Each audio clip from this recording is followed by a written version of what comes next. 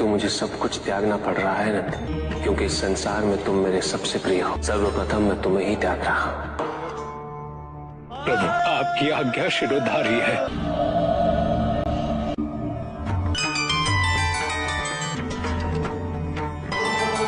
अब समय आ गया है, मुझे आप दोनों से विदाई लेनी होगी। मेरे पुनः लौटने तक आप दोनों मेरे इसी प्रतिरूप पर विश्राम करो।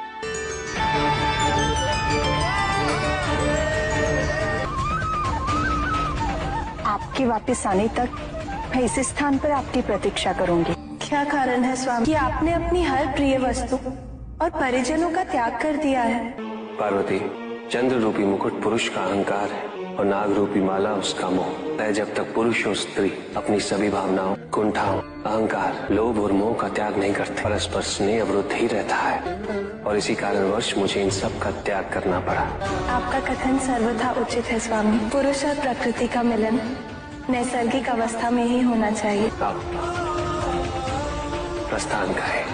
पार्वती, तुम प्रकृति हो और इस संसार में पुरुष तत्व का जन्म मुझसे ही हुआ है।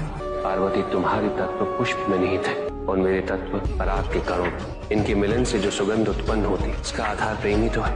प्राकृतिक रूप में तुम धरती हो और मैं बीज। इनके समागम से धरती के गर्भ से जो अंकुर उत्पन्न होता है, हमारा प्रेम ही तो है।